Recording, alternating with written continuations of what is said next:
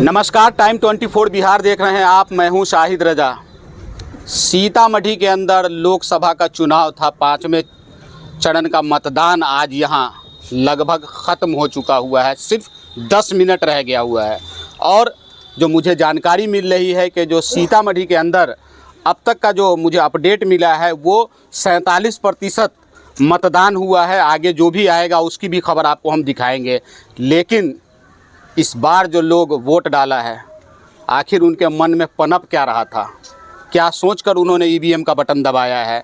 कुछ लोग हैं, उनसे हम जानकारी लेंगे। मैं अपने दर्शकों को जानकारी के लिए बता दूं मैं कि इस वक्त मैं सीतामढ़ी जिला के बाजपट्टी विधानसभा क्षेत्र के नानपुर प्रखंड के गौरी मकतब स्कूल के ठीक सामने खड़ा हूं मैं।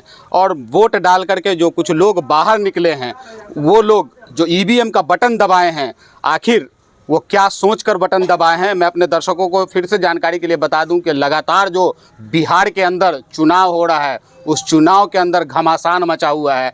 जितनी बिहार में गर्मी पड़ रही थी, उतनी गर्मी बिहार की राजनीति में भी थी।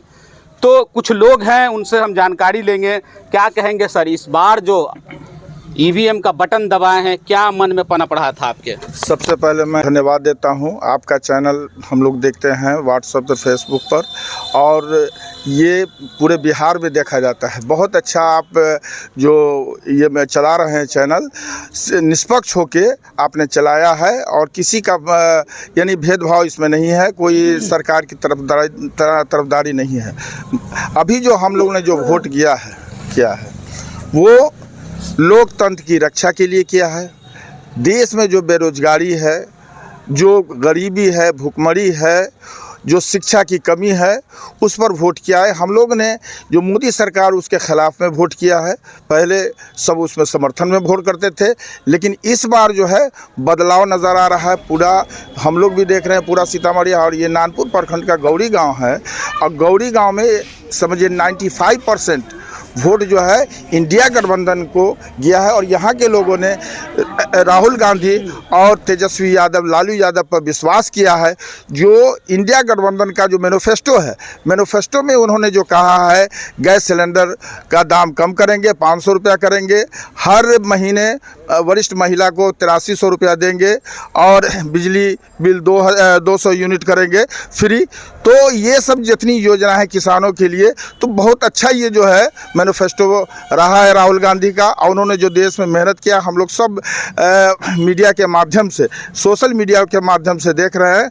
ये चैनल वाले तो नहीं चलाते हैं, लेकिन आप लोग ने चलाया है, और इसके लिए मैं सोशल मीडिया का बहुत बहुत आभारी हूँ कि वो देश की जो सही स्थिति है वो बता रहे हैं सारी जनता को, और जनता भी देख रही है। यहाँ के लोगों ने, यहाँ के गाँव, यहाँ की पंचायत के सारे लोगों ने 95% महागठबंधन को वोट किया है, इंडिया गठबंधन को वोट किया है। अपने भविष्य, अपने बाल बच्चों की खुशहाली के लिए किया है। ये नहीं है कि हम महागठबंधन के लिए वोट कर रहे हैं, हम अपने लिए वोट कर रहे हैं। अपनी खुशहाली, अपने बाल बच्चों के खुशहाली के लिए वोट कर रहे हैं, ताकि जो आने वाली सरकार, और बदलाव होगा, निश्चित बदलाव होगा, और आने वाली सरकार और अच्छे ढंग से ये देश चलाए, समाज को चलाए। बहुत बहुत धन्यवाद जी। तो बदलाव होगा, सुना होगा आपने, स्पष्ट इन्होंने कहा है कि देश के लोग जो हैं वो बदलाव के मूड में हैं और बदलाव होगा। अपने बच्चे के बेहतर भविष्य के लिए मैंने वोट करा है, स्वास्थ्य, शिक्षा, रोजगार के लिए मैंने वोट किया है। आप क्या कहेंगे सर? जी, सबसे बेहतर जो हम लोग के जो मिजाज में था, हम लोगों ने किया है। और बदलाव का एक ही है कि तानाशाही, बेरोजगारी, लोगों के साथ परेशानी, हर चीज़ में जो है हम लोगों के साथ परेशानी हुआ है, और कारोबार लोगों का जो है फ्लप किया है, लोग परेशान हैं। इसी समझ के आकर के जो है हम लोग जो है महागठबंधन को वोट दिया है। महागठबंधन इस साल 2024 में वो जीत रहे हैं, कहीं दो मत नहीं है जी। तो सुन लिया होगा आपने। कुछ और भी लोग हैं, उनसे भी हम जानकारी लेंगे। क्या कहेंगे बॉस, युवा हैं आप, आपने ईवीएम का बटन जो दबाया है, क्या सोच के दबाया है? ये जो सरकार है वर्तमान में, ये जुमलाबाजी की सरकार है, और सरकार नौकरी देती है, ये नौकरी छीनती है। ये नौकरी छीनती है। यही इसके विरुद्ध हम लोग आक्रोश में आकर के इसके विपरीत वोट किए। और भी कोई मुद्दा रहा होगा आपका? बहुत सा मुद्दा है। हम लोग पहले पूर्व में तालीमी मरकज़ में काम करते थे, समान जाति से आते थे। ये हमारे माननीय मुख्यमंत्री श्री नीतीश कुमार जी हम लोग को 2018 में यह कह कर के हटा दिया कि आप लोग बड़ी जात हैं, समान जात हैं, आप लोग का कोई इसमें भागीदारी नहीं है, आप लोग साइड हो जाइए। हम लोग आज तक बेरोजगार हैं। तो आपसे छीन लिया गया। छीन लिया गया। जी, तो सुन लिया होगा आपने, लगातार मुख्यमंत्री नीतीश कुमार इस बात का जिक्र करते हुए नजर आते हैं कि मैंने अल्पसंख्यकों के लिए पूरा अंबार खोल दिया था। मैंने अल्पसंख्यकों को नौकरी देने का काम किया था। लेकिन ये युवा, इनका बयान आपने सुन लिया होगा, तालीमी मरकज़ का भी उन्होंने कई बार जिक्र किया है बड़े मंच से कि मैंने तालीमी मरकज़ योजना ला कर के मुस्लिम लड़कों को रोज़गार देने का काम किया, उसे नौकरी पे रखा। सुन लिया होगा आपने, सामान्य जाति होने की वजह से इनको इनके पद से हटा दिया गया।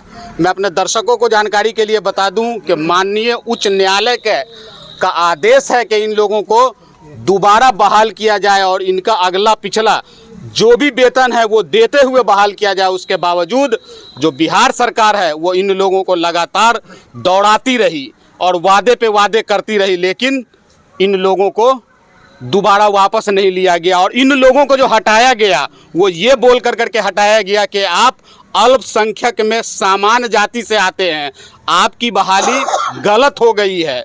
जबकि इन लोगों ने तकरीबन 7 से 8 साल तक वहाँ काम किया तालीमी मरकज़ के पद पे, और उसके बाद 7 से 8 साल के बाद उन लोगों को ये बोल करके हटा दिया गया कि आप सामान्य जाति से आते हैं, आपकी बहाली भूलवश हो गई है। जिसके बाद ये लोग कोर्ट का सहारा लिए और कोर्ट ने ये जजमेंट दिया कि इन लोगों को 90 दिन के अंदर में बहाल करें। लेकिन उसके बावजूद जो बिहार सरकार है वो लगातार इन लोगों को परेशान करती रही और बहाल नहीं किया। शायद ये गुस्सा भी इनका होगा।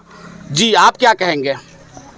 हम लोग जो चाह रहे थे कि बदलाव हो, अच्छा, तो हम लोग इसी में थे कि 10 साल हम लोग इनको तो वोट दिए हैं, और उसके बाद देखें कि भाई महंगाई कमी नहीं हो रही है और बेरोजगार लोग बवा रहे हैं, तो इसीलिए हम लोग बदलाव चाह रहे थे। बदलाव हम लोग देखने चाहते हैं। भेदभाव करती है, भेदभाव करने के बाद हम लोग देखे कि सिस्टम सही नहीं होगा, हम लोग बदलाव की तरफ गए हैं। नीतीश कुमार बता रहे हैं कि नीतीश कुमार बता रहे हैं कि हम मुसलमानों के लिए बहुत सारी योजना लाए हैं, हम जो है वो कब्रिस्तान घेराबंदी किए हैं, मदरसा के शिक्षक को हमने नियमित किया है। तो उनको घेरना ही था, मदरसा हो या कब्रिस्तान हो या चाहे ईदगाह हो। अच्छा, उस सरकार तो पहले से नियम बना चुकी है, वो तो घेरना ही था बस। आप क्या कुछ फिर बोलना चाह रहे हैं?